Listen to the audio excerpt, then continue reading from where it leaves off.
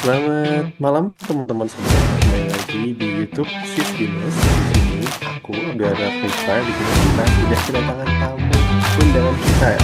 Alumni dari School of Information Systems di angkatan Binusian 2025. Ada Kak Rehan Juniano Rahman. Boleh nih Kak diperkenalkan dulu nama, jurusan kemarin ambil apa, dari region mana, pengalamannya apa aja. Pokoknya profil singkat deh tentang Kakak. Silakan. Oke, halo teman-teman semua. Perkenalkan, nama aku Raihan Juniano Rahman. Bisa dipanggil Raihan atau Jun. Dan sebelumnya aku dari jurusan Sistem Informasi BINUS, tepatnya di peminatan Business Intelligence. Aku angkatan BINUS yang 2025, kemudian mungkin secara singkat ya, kalau ngomongin soal background, saat berkuliah aku aktif untuk ikut organisasi, seperti contohnya HIMSISFO, join sebagai public relation activist, kemudian juga mengambil role selanjutnya menjadi regional president khususnya di Alam Sutra. Kemudian saat magang, aku start as software quality assurance di IDEMIA, kemudian ambil juga explore role data analyst di Soko Financial. Kemudian ada ambil internship juga di bagian product management di Parki, sampai dengan ambil sales and marketing di Binus University, dan sekarang end up as a technology consultant di CTI Group. Mungkin itu ya, salam kenal semuanya. Oke, mantap banget nih Kak Rehan Juliano. Pengalamannya udah segudang ya, walaupun kemarin di kampus juga sambil aktif organisasi juga. Jadi mantap banget nih buat jadi contoh teman-teman gitu ya. Nah, teman-teman bakal kepo nih terkait info dari Kak Jun tadi gitu ya, yaitu tempat kerja terakhir. Nah, boleh dong Kak, tadi kan Kakak katanya udah jadi technological consultant ya. Nah, kakak boleh Betul. nih dikasih tahu kerjanya kakak ini di mana sih sekarang? CTI Group-nya di bagian mana ya? Oke, sip. Mungkin short introduction juga ya terkait dengan perusahaan aku sekarang ini. Jadi saat ini aku mengambil posisi sebagai IT consultant atau sebagai posisi tertulisnya itu Technical Consultant Software di CTI Group. Dan saat ini aku berada di placement untuk Helios Informatika Nusantara. Seperti itu. Dan di Helios Informatika Nusantara ini aku handle untuk produk principal ya atau IP own. Jadi produk yang memang kita develop sendiri nih gitu. Mungkin itu ya saat ini posisinya. Oke, oke, nice banget nih. Nah, jadi teman-teman, tadi kita udah tahu ya kalau Kak Jun itu pegang produk prinsipal gitu ya. Nah, di sini uh, kita jadi kepo nih Kak. Kira-kira kakak di Technological Consultant ini mengambil produk prinsipal, boleh dong diperjelas lagi gitu ya. Kira-kira kakak itu sehari-harinya ngapain sih sebagai technological consultant? Oke, sip. Mungkin sebelum ke arah posisinya ya, teknologi konsultan itu seperti apa, aku izin menjelaskan juga perbedaan antara produk principal atau yang biasa disebut IP on sama produk yang biasa kita sebut dengan distributor lah atau produk yang kita distribusikan. Nah, jadi ada dua tipe produk yang ada di CTI Group. Yang pertama distributor. Jadi produk distributor ini itu merupakan produk yang biasanya kita well known sih. Seperti contohnya produk cloud itu seperti AWS, Microsoft Azure, kemudian untuk data kita ada Oracle, dan lain sebagainya.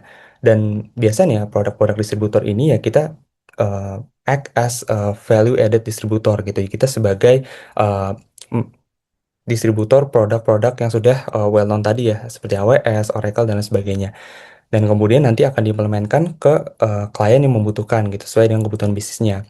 Kemudian kalau untuk prinsipal itu bedanya apa sih? Jadi kalau prinsipal ini itu produk yang kita kembangkan sendiri. Jadi kita secara company CTI Group itu punya cukup banyak subsidiaris atau anak perusahaan, dan masing-masing anak perusahaan itu hampir semuanya kita punya produk IP on gitu. Produk yang kita punya sendiri kita rancang menyesuaikan dengan kebutuhan di market kayak gitu. Dan perbedaannya adalah ya pasti kita sebagai pemegang produk, kemudian kita juga sebagai product implementor sampai dengan nanti customer facing, support, maintenance dan lain sebagainya. Jadi end to end solutions itu baik kita sendiri. Kalau distributor ya mungkin ada beberapa part yang dihandle oleh principal produk itu sendiri seperti AWS, Google Cloud Platform itu dihandle sama istilahnya pendirinya mereka sendiri kayak gitu. Nah, oke, itu kurang lebih short introduction ya perbedaan produknya. Terus membahas sedikit juga tentang role yang aku ambil yaitu sebagai IT consultant. Jadi di dalam perusahaan CTI Group ini kurang lebih ada tiga posisi yang paling utama. Karena kita by default merupakan IT distributor. Jadi yang pertama itu adalah sebagai sales atau product specialist. Nah, tugas mereka adalah untuk memperkenalkan produk. Biasanya dia bertugas untuk maintain communication dengan klien atau user. Kemudian ada juga pre-sales. Pre-sales ini itu merupakan posisi aku ataupun IT consultant. Jadi pre-sales ini secara BAU kita lebih ke arah customer facing dan kemudian nanti kita ada membuat proposal teknis, kemudian juga membantu implementasi produknya secara end to end, kemudian ada BAST, POC dan lain sebagainya. Kita sebagai orang teknikalnya lah dalam suatu distribusi produk. Kemudian ada juga post sales. Post sales ini merupakan posisi yang lebih berfokus pada support dan maintenance. Jadi kalau misalkan suatu saat produk dan services sudah diimplement ke pihak user, maka tugas post sales untuk bisa maintenance produk tersebut berjalan dengan sebagaimana harusnya di kemudian hari sampai dengan implementasinya selesai. Seperti itu. Oke, oke, Kak Jun. Dijelaskannya dengan sangat jelas, teman-teman. Oke, thank you, Kak Jun. Nah, tapi Kak Jun, aku jadi kepo nih terkait tadi Kak Jun itu sempat nyinggung terkait kalau posisi kakak sekarang sebagai technological consultant itu kakak fokusnya di pre-sales gitu ya, yaitu Yes. menyiapkan proposal dan pokoknya mempersonalisasikan produk tersebut gimana keinginan dari customer kakak gitu kan ya. Nah, kalau aku dengar-dengar itu kerjaannya mirip sama product manager ya. Nah, jadi karena kakak juga udah pernah melakukan intern sebelumnya di eh, perusahaan sebelumnya gitu ya, sebagai product manager, kira-kira menurut kakak nih perbedaannya apa sih Kak terkait product management di tempat kakak sebelumnya dan sebagai technological consultant sekarang di pre-sales di CTI Group ini sendiri? Gimana Kak?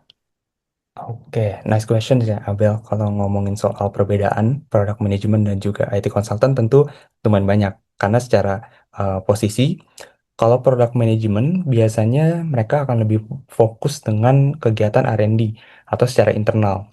Dan apa yang mereka jadikan objektif itu adalah untuk pengembangan produk gitu kan, software development atau mungkin ya product development as general dan lain sebagainya. Karena kita berada di industri IT ya kita biasanya sebut sebagai software development ya.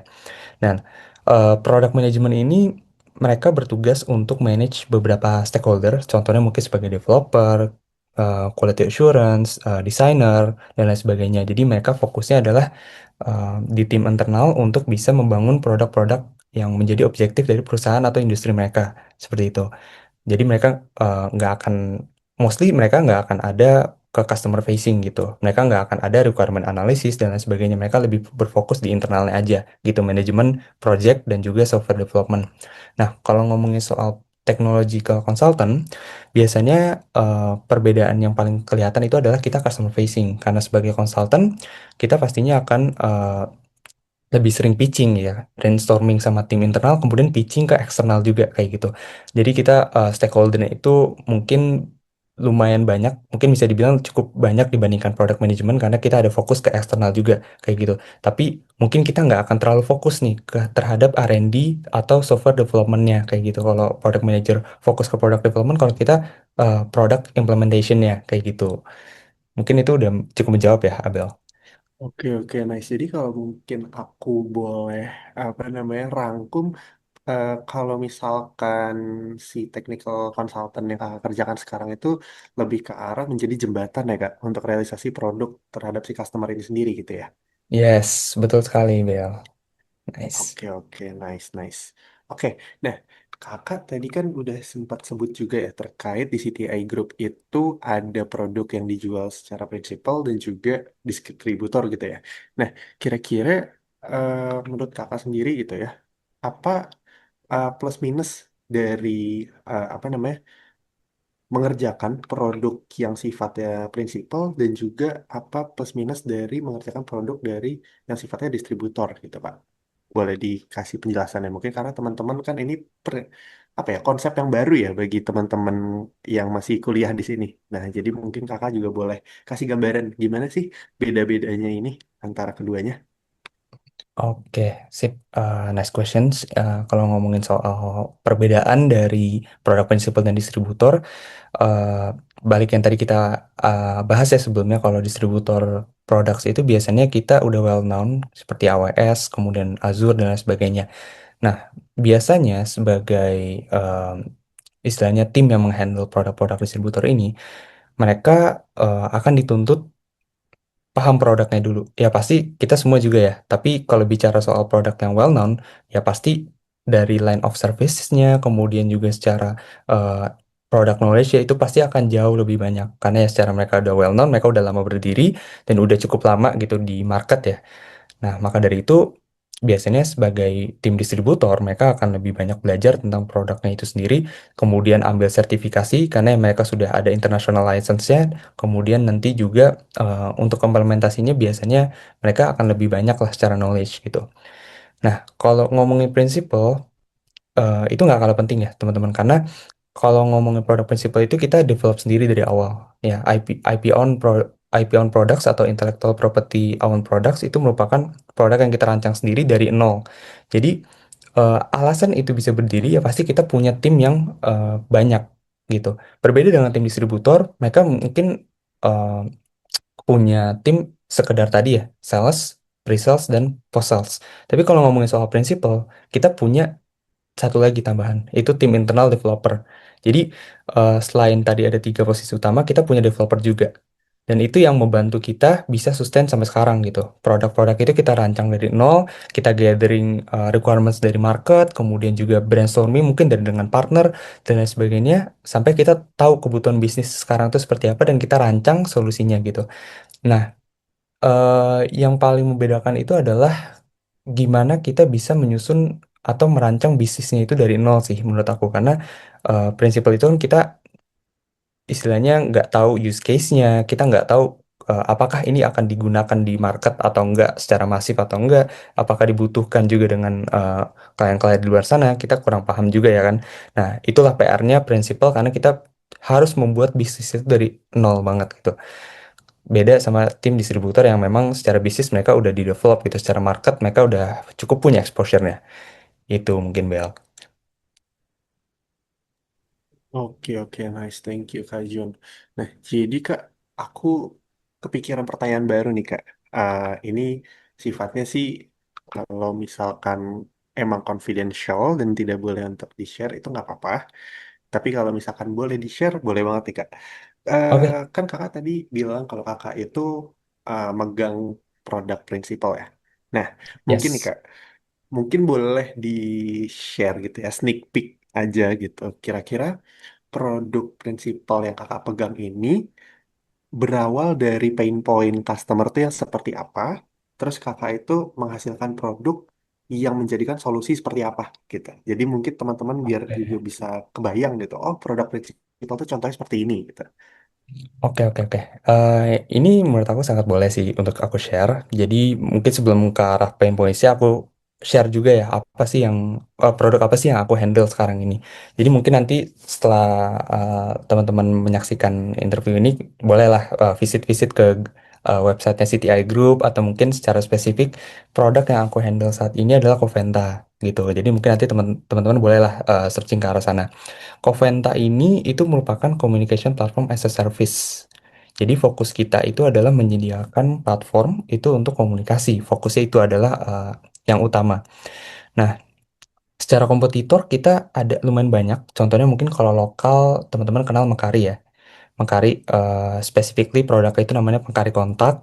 Kemudian juga kalau misalkan selain itu ada Kiskas, dan kalau secara internasional kita ada Infobip, ada eh, ya dan lain sebagainya lah ya. Kalau untuk produk internasional. Terus gimana awalnya bisa tercipta gitu produk ini menjadi suatu solusi dan menjawab pain points apa sih dari market? Kalau pain point sendiri ini udah cukup jelas ya, harusnya karena kita merupakan communication platform, kita akan bantu bisnis dalam nge-solve kebutuhan-kebutuhan mereka yang terkait dengan komunikasi, entah itu secara internal ataupun eksternal. Nah, biasanya kita akan support Coventa ini di CRM secara utamanya. Jadi, company-company dari segala industri, entah itu manufaktur, kemudian retail, healthcare, dan lain sebagainya, pasti akan sangat butuh ya komunikasi.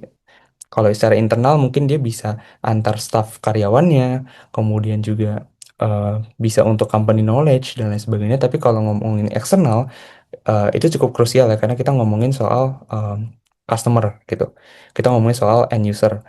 Nah, dari situ kita bisa support gitu. Segala komunikasi yang mungkin awalnya eh, terjadi secara manual, kita semua bisa digitalisasi. Mungkin kebutuhan seperti blasting pesan secara otomatis, kemudian kita juga bisa membuat formulir juga yang terintegrasi dengan sistem CRM company dan lain sebagainya. Jadi karena kita merupakan IP on product, itu semua sangat possible untuk di customize.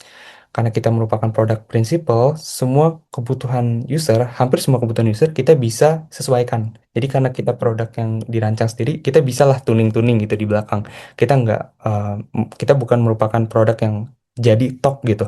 Tapi kalau misalkan kebutuhan user ada melenceng sedikit, kita bisa bantu solve ke arah sana. Itulah kegunaannya prinsipal.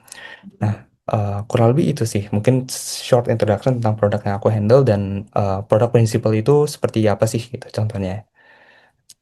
Oke, nice banget nih Kak Jun. Nah, teman-teman yang kepo gitu ya, tadi kayak Kak Jun bilang, boleh visit di websitenya CTI Group. Itu udah banyak banget produk-produk lainnya, baik itu distributor Yes. ataupun principal. Bisa kalian cek juga ya buat jadi gambaran. Nah, oke. Sekarang kita lanjut ke arah sebagai technical consultant. Tadi kan mungkin udah ada sneak peek gitu ya, terkait ngapain aja sehari-harinya gitu kan. Nah, kira-kira kakak di posisi sekarang udah pernah mengalami kesulitan pastinya, hardship gitu ya. Nah, boleh dong Kak Jun kasih pengalaman yang bisa di-share aja gitu ya, terkait kesulitan Kak Jun selama bekerja di posisi sekarang gitu. Oke, sip. Hardship ya, atau mungkin bisa kita sebut sebagai challenge apa yang aku hadapi selama menjadi technical consultant. Nah, eh, kebetulan aku join belum lama, teman-teman. Aku baru join itu sekitar 4 bulan yang lalu, tepatnya di akhir tahun 2025. Dan saat ini, apa yang menjadi challenge, apa yang menjadi hardship aku bisa define mungkin dua hal. Yang pertama itu tentang adaptability. Nah, kenapa sih adaptability itu menjadi salah satu hal yang challenging gitu, meskipun aku udah punya cukup banyak pengalaman nih sebelumnya, mungkin dari organisasi, magang, sampai dengan saat ini full time. Menurut aku, setiap berpindah perusahaan itu pasti ada aja yang memang harus kita sesuaikan gitu teman-teman. Mungkin itu secara pola kerjanya, pola komunikasinya, dan lain sebagainya lah poin-poin yang kita perlu adapt gitu. Nah, menurut aku di CTI Group ini selama masa probation itu cukup banyak yang menjadi target kita lah. Karena kita istilahnya menjadi karyawan full time itu kita uji kelayakan lah selama 3 bulan ini kita akan dites apakah kita benar-benar ingin serius menjadi karyawan atau kita hanya main-main aja gitu. Jadi kita bakal punya target, kita bakal punya training juga, dan ya selama 3 bulan itu semua harus di accomplish gitu, semua harus diselesaikan dengan baik dan kalau bisa ya lebih dari baik tentu secara KPI nanti akan lebih bagus gitu ya. Nah, eh, menurutku peralihan dari magang kemudian ke full time itu lumayan berat karena tanggung jawab udah nggak lagi sama ya. Karena kita dituntut untuk banyak belajar secara cepat, kemudian juga mungkin dalam jangka waktu yang singkat kita harus langsung turun ke project-project gitu, harus bantu-bantu staff yang lain untuk bisa handle project. Nah, dari situ menurutku adalah adaptability ya sebagai challenge utama untuk bisa ngikutin work pace-nya mereka gitu, pola kerja dan juga kecepatan dalam menghadapi permasalahan-permasalahan yang ada di perusahaan gitu ya. Nah, yang kedua, mungkin lebih ke arah problem solving. Karena yang tadi aku bilang ya, dalam jangka waktu yang singkat, meskipun kita sambil belajar, eh, manajemen itu nggak ragu loh buat nge-assign kita sebagai karyawan-karyawan baru untuk langsung handle project gitu. Kita langsung hands on project-project, jadi kita akan langsung bertemu dengan real cases yang benar-benar terjadi di market gitu. Kita tahu produknya, mungkin kita nggak akan tahu 100% produknya. Kita belum paham nih, karena kita baru masuk gitu sebagai karyawan di CTI Group. Dan banyak yang perlu dipelajari, tapi manajemen nggak akan ragu untuk assign kita supaya kita bisa langsung hands on learning, supaya kita bisa langsung tahu gimana solusi kita atau produk-produk kita ini bisa menjadi solusi bagi klien-klien di luar sana. Nah, dari situ eh, kita akan ketemu banyak edge cases, kita akan ketemu case-case yang mungkin di luar dari dugaan kita, dan dari situlah kita harus bisa berpikir secara cepat dan akurat gitu. Jadi problem solvingnya akan sangat terasa sih, karena kita harus bisa berhasil mapping ya solusi yang kita punya dengan eh, requirements yang diajukan oleh klien. Nah, itu lumayan banyak lah PR-nya. Tapi seiring berjalannya waktu, tentu pasti lama-lama kita akan bisa adaptasi sih sama hal-hal itu. Contohnya ya, alhamdulillah beberapa minggu yang lalu aku juga udah berhasil untuk lolos probation. Maka dari itu ya udah bisa terbukti kalau misalkan aku bisa adapt dengan hal itu, dan aku yakin teman-teman pun juga pasti bisa. Oke, anyway, congratulations ya Kak untuk lulusan dari promotionnya. Semoga lancar terus ke depannya.